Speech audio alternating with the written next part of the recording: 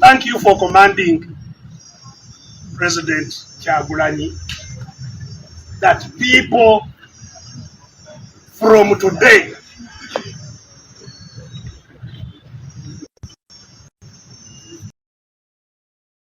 look at article number 3 and do everything in their power. Wherever you are, you do everything in your power. Let us not hear again Mutugambachi. Tubagambi, I have told you today what you need to do. You are not going to do it alone, we are going to do it together. We are going to do it together. On Thursday, we shall be out there. We shall be out there. You will not be alone. And how much power do they have to stop us? On Thursday, they may go and surround Honourable Kyagulanyi's home. How many homes can they surround? So if they surround Honourable Kyagulanyi's home, don't even go there. You go to do what you need to do, and they are supposed to come. The way to free anybody they encircle is to do what you need to do. They will have to run away. Anything media.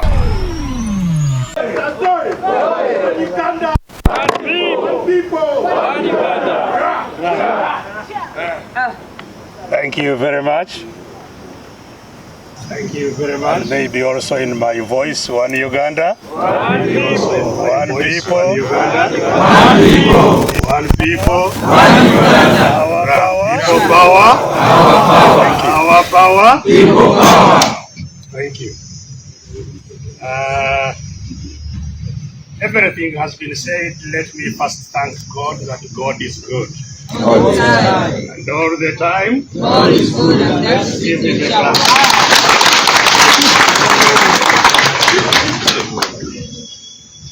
Assalamu alaikum wa rahmatullahi wa barakatuh. Wa alaikum assalam wa rahmatullahi wa barakatuh. Everything has, I believe, been said. It's with immense gratitude that I am here on this day amongst all these heroes to once again give hope to our country.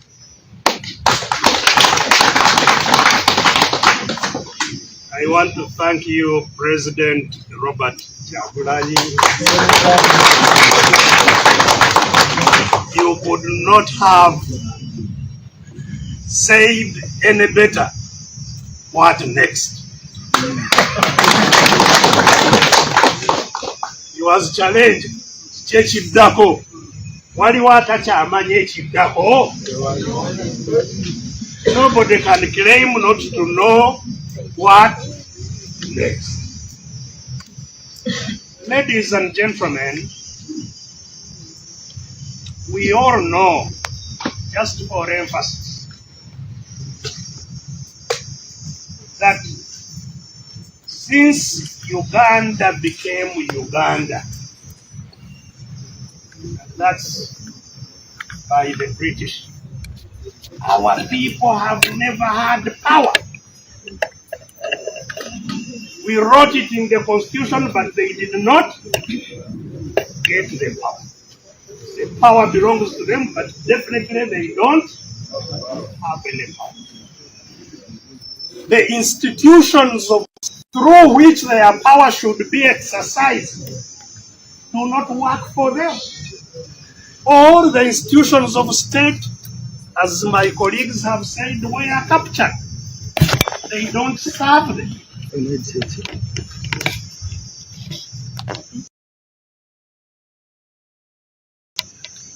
That's That's why the representatives of people in parliament can be attacked in broad daylight, beaten, arrested from their parliament, tortured, and nothing happens. That's why people's courts that derive power directly from the people can be attacked in broad daylight, and people injured, bleeding in the courts, and nothing happens. All institutions of state are captured. They were talking about the Electoral Commission. The Electoral Commission is thoroughly captured. It can never organize a free and fair election. It can't. Even if actually they did not appoint the cadres, it's just because we have somebody who is a terrified dictator who cannot even allow anything to chance. But even if he didn't appoint his candidates as the Electoral Commissioners, the Electoral Commission as an institution is still captured. The trouble in Uganda is that the captor, the one who captured all these, is also a very, very, evil captor. Because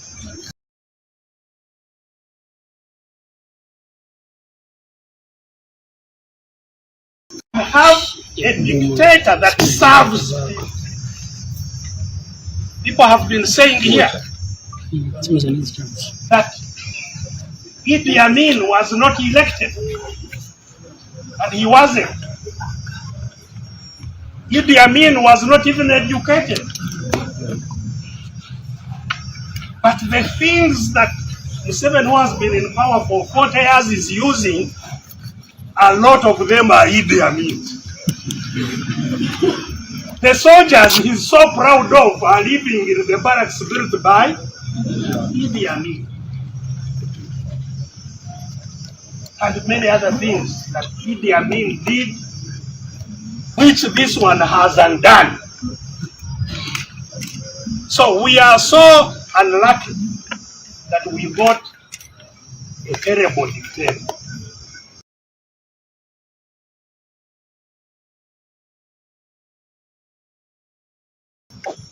For somebody good and provide for people. Ours is not among those. That's why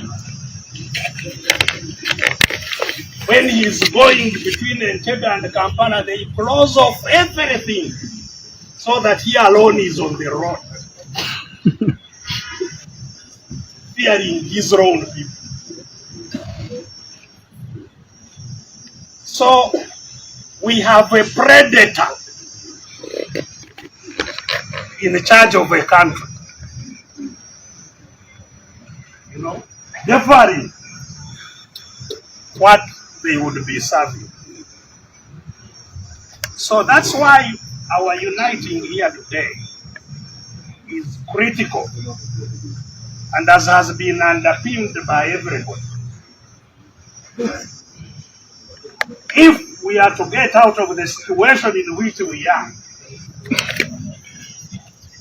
we have to do two things. The first one we are doing today. We have to unite and remain united. We unite and remain united. And not just uniting in words. We must unite in every sense. Look at every person that is suffering from this junta as your brother. We are in a difficult situation. The other day I was complaining about people stealing my madom in my garden. I have a small garden at home. But they came at night and cut the biggest 6 branches in the plantation. And I said,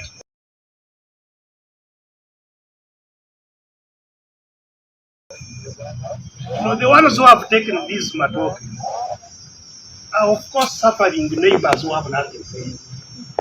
The real thief of my matoke is the one who has created the situation. The one who has created the situation where Ugandans cannot eat, have no food, is the real problem. I've been seeing, that they have started a special operation to hunt down the phone snatchers. The ones who capture your phone when you are talking and run with it. They are looking for what to eat. The real phone snatcher is up there. Who has put these people in that kind of a situation? And so, look at your neighbor as your real brother. In this struggle, share the little that you can. Regardless of which color, which country, region, which a person is coming from. I've been saying for a very long time that there are 2 Ugandas. The Uganda of those who are very well off, who don't know what is going on. The ones who are being protected from the ones who are bad off. All of us in this Uganda, the terrorized Uganda, we must develop unique comradeship. It's not just uniting here to talk, but wherever we find each other. If you have one commando, break it into 2 for your brother who has nothing. We need that unique togetherness, unity, on the basis of which we can liberate our land. Secondly, I just want to assure you, those who think they are powerful and have power only have it because you allow them to have it. Are we together? Yes. People are only powerful or have power because they are allowed to have power. If we unite and say we no longer recognize you as our leader, we will not serve you, we will not associate with you, we will not have anything to do with you, that is the end. And that is our next mission. The next mission must be to isolate and exclude and this. And we can, and we should, we must. These actions we are talking about, which have been talked about here, let them be the beginnings of rebuilding confidence in our people that this is their country and that they can do something about their country. Because our people have been so terrified that they have lost confidence in their citizenship. Thank you for commanding, President Kyagulanyi, that people from today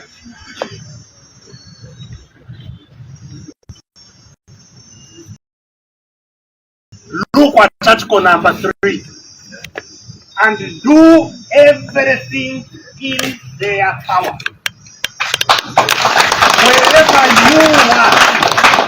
Wherever you are, you do everything in your power. Let us not hear again Mutugambachi, Tubagambi. We have told you today what you need to do. You are not going to do it alone, we are going to do it together. We are going to do it together. On Thursday, we shall be out there. We shall be out there. You will not be alone. Okay. How much power do they have to stop us? On Thursday, they may go and surround Honourable Kyagulanyi's home. How many homes can they surround? So if they surround Honourable Kyagulanyi's home, don't even go there. You go to do what you need to do, and they are supposed to come. The way to free anybody they encircle is to do what you need to do. They will have to run away.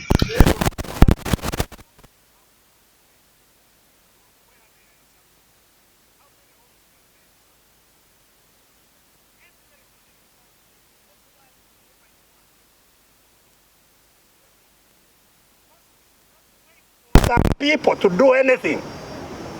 We are the people we have been waiting for. Tewali balala fetu abalina okukola ki okukyekolera. No foreigner is going to liberate us. It is us to liberate ourselves. So ladies and gentlemen, the purpose that has been served today is, I believe, twofold. One, to declare the unity of the suffering people of Uganda. That's the first. Secondly, to say that these suffering people of Uganda are now coming for their power. We are coming for our power. Whether you like it or not, we are coming. Let us see that starting slowly. On Thursday, do what you can. Let's see what people can start doing. But beyond that, we are going to Iganga on Monday, and on Tuesday we shall be in Lira. Let our brothers in Lango prepare. Let our brothers in Busoga prepare. As our brothers elsewhere are warming up. Yes, wherever you are going to be warming up, because we are coming. Yes, we are coming. I have said it took our ancestors, grandparents and grandparents 62 years to get rid of the Bazungu.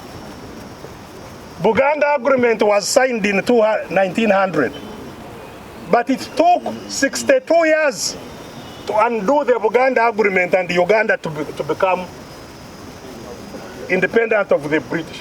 62 years. This is the 62nd year under the Bazungu Baduga. For 62 years, we have now been under the black Bazungu, the black British. We shall be found wanting if our grandparents did it in 62 years, and we failed to do it in 62 years ourselves. With our Zungu, we can now speak English, French, Chinese, what? We have mobile phones, we can connect. Anytime you send a message, everybody knows. They didn't have. So how can we fail in 62 years to liberate our country? This is the 62nd year. For me, I'm giving you a target. Say October, when the 62nd year ends, Twagala Uganda and it is free. Have a target. Yes. It will be 62 years in October. Iranga independence na yetu iteko. That will be banange. Saja batubonyabonyeza. You see, we can no longer blame Museveni after 40 years. We must start blaming ourselves. Because for him, he has everything he fought for, and he doesn't want anything to change. He's even preparing to hand over to his son. We are waiting that he also hands over to his son and we are saying, Kari, what is this? No. 62 years, let us warm up and go. So ladies and gentlemen, I would like to thank all of you, leaders, activists, for the determination that has been shown so far. This is the beginning. Let us charge into the future to reclaim our country. Our country shall be free, Insha Allah. By the grace of God, our country shall be free. Thank you very much and God bless you.